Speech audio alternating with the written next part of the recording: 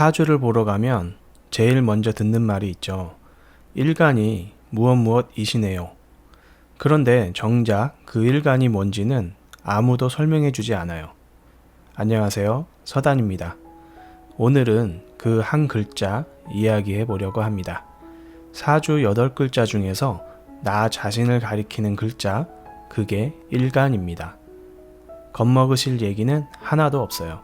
오히려 듣고 나면 마음이 조금 놓이실 겁니다. 지난 3강에서 만세력 펼치는 법을 익혔죠. 표를 펼쳤으니까 이제 그 안에서 나를 찾을 차례입니다. 오늘은 3가지만 짚어보려고 합니다. 첫째, 일간이 무엇인가? 둘째, 내 일간을 어떻게 찾는가? 셋째, 일간이 약하다는 말을 어떻게 받아들여야 하는가? 사주라는 말부터가 내 기둥이라는 뜻입니다. 태어난 해, 달, 날, 시간, 이 넷이 기둥을 하나씩 맡아요. 기둥마다 글자가 둘이에요. 위에 놓인 글자는 하늘 기운, 천간이라 합니다. 아래 놓인 글자는 땅 기운, 지지라 합니다. 내 기둥에 2글자씩이니까 모두 8글자, 그래서 사주 팔자라 부릅니다. 처음 보면 넋줄이 빽빽해 보이죠? 그런데 규칙은 단순해요. 기둥은 4, 글자는 8, 그게 전부입니다. 세상에 나온 그 순간에 하늘과 땅을 적어둔 기록이라고 보시면 돼요. 그중 1 기둥의 위쪽 글자 하나, 태어난 날의 하늘 글자, 그것이 바로 일간입니다. 왜 하필 그 한 글자를 나로 보는가? 옛사람들 생각은 이랬어요. 해가 바뀌고 달이 바뀌어도 세상에 나온 바로 그 날의 기운이 본바탕을 가장 짙게 담는다고 여겼습니다. 년기둥은 조상과 뿌리를 보는 자리예요. 월기둥은 자라난 자리, 시기둥은 뻗어갈 자리를 보죠. 그중 1기둥이 나 자신이 서 있는 자리입니다. 그래서 일간을 일주라고도 부릅니다. 하루의 주인이자 사주의 주인이라는 뜻입니다. 사주 풀이가 여기서 출발하는 것도 그래서예요. 나머지 7글자는 결국 이 한 글자와 어떤 사이인가로 읽습니다. 그러니 일간 하나만 알아도 사주 이야기의 절반은 알아듣게 됩니다. 반대로 이 글자를 모른 채 풀이를 들으면 내내 남의 얘기처럼 들려요. 여태 그러셨다면 그건 누구의 탓도 아닙니다. 아무도 이 대목을 먼저 알려주지 않았을 뿐입니다. 찾는 법은 어렵지 않아요. 만세력에 생년월일과 태어난 시간을 넣으면 그 자리에서 8글자가 내 기둥으로 나란히 섭니다. 화면을 보시면 이렇게 넋줄이 서 있죠. 양력이냐 음력이냐가 헷갈리시면 3강을 다시 보고 오세요. 거기서 자세히 짚어두었습니다. 자리 배치는 만세력마다 조금씩 다르죠. 그런데 1이라 적힌 기둥은 어디에나 있으니까 그것만 찾으면 됩니다.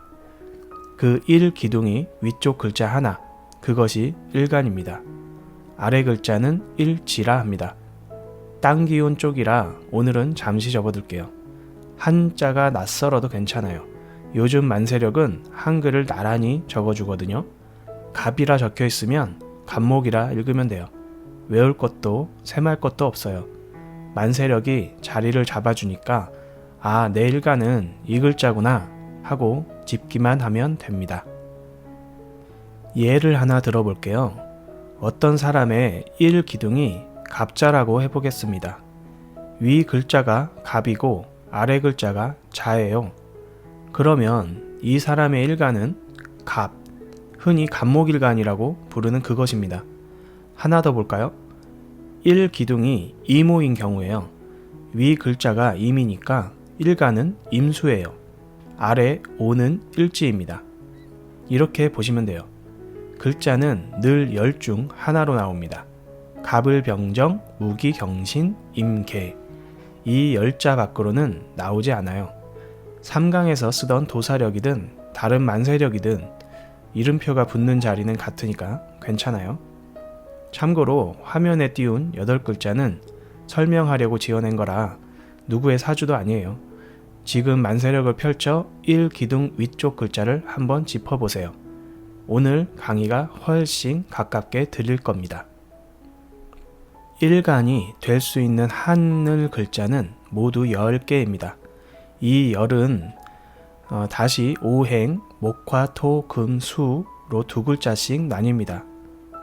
목, 나무의 기운은 갑과 을, 화, 불의 기운은 병과 정, 토, 흙의 기운은 무와 기, 금, 새의 기운은 경과 신, 수, 물의 기운은 임과 개입니다. 10자란이 너무 많아 보이죠? 그런데 실은 5기운을 둘로 나눈 것 뿐이에요. 같은 나무라도 큰 나무와 풀꽃은 다르잖아요. 앞 글자는 굳세게 뻗는 쪽, 뒷 글자는 부드럽게 스미는 쪽입니다. 이 강에서 다룬 음양이 여기에서도 그대로 쓰입니다. 그러니 일간이 무엇이든 5기운 중 한 결을 타고난 셈입니다. 같은 물이라도 임수는 강물처럼 넓고 개수는 이슬비처럼 곱죠. 어느 쪽이 낫다는 얘기가 아니에요.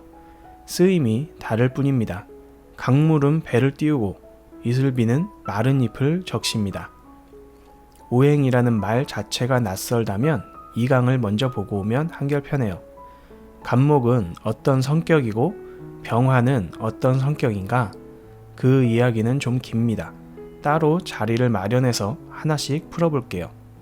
오늘은 내 일간이 어떤 기운인지 그것만 알아도 충분합니다. 사주를 보다 보면 이런 말을 만나요.